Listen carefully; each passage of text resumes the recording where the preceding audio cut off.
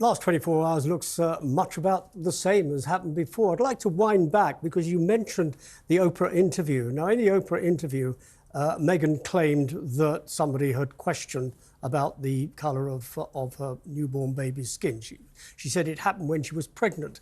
When Harry came into the interview a few moments later, he said it was questioned before they got married. So did it happen or didn't it happen? And if it did happen, when? So there are muddy waters there. It never brought it up in that 6 hours of Netflix, never brought it up in his book, Spare. So you question, did it really happen? I think what we've seen in Holland smacks of a publicity stunt to me.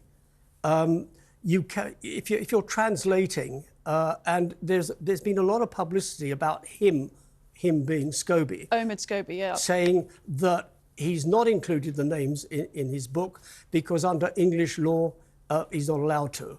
So that would permeate over to the translation. Now, if he was handed, or Holland were handed an English copy for translation, why were the names in there?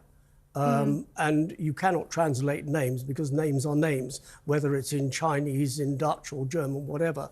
So I think there's an element of publicity stunt here. Scobie shot himself in the foot, and he shot himself in the foot badly. The drawbridges have been pulled up at Buckingham Palace and Kensington Palace. They were pulled up in 2020 with Finding Freedom. And this is a last gasp saloon. He's got to make money on this because he's certainly not going to make money out of the royals, which he had done up until 2020. And a lot of this is about making money at the heart of it. And it's about him too. And it apparently so. Dickie, I'll be honest with you, I didn't know who Omid Scobie was until about Tuesday of this week. It's about him. Every page is about him. He's attacking the institution. He's attacking the people that run the institution. He's attacking the King, the Prince and Princess of Wales, and anybody else that comes into his sights. And he's being very stupid about it. Do the palace then, Buckingham Palace, the royal family, do they deserve the opportunity to attack back? I can't see them attacking back. You know, as Margaret Thatcher said many, many years ago at the height of the IRA troubles, do not give them the oxygen of publicity.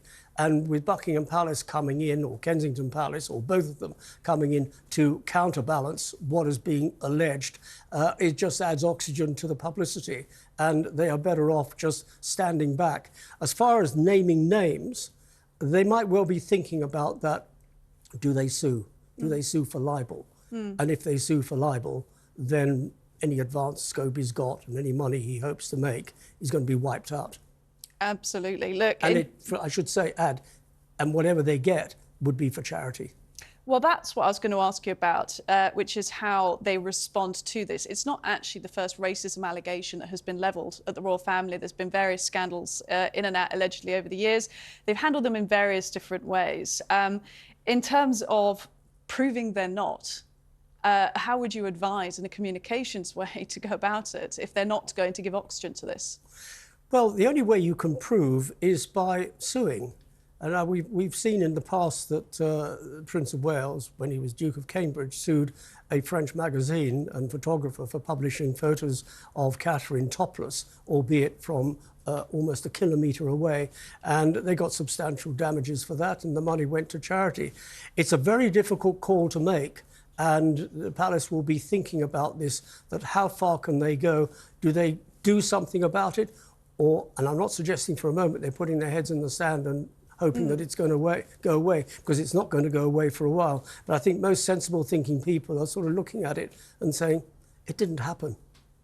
If there were any risks that the rift between the brothers, Harry and William, had gotten too deep now, this has surely only pushed it further. Well, it's going to push it further, but quite frankly, when you've had Oprah in 2021, Netflix in 22, and Spare in 23, the rift is so wide that it's going to take a lot to fill up the gap again and get the two brothers together, and it's not going to happen anytime soon. Dickie Arbiter, Royal Commentator, former press spokesman for Queen Elizabeth II. Thank you.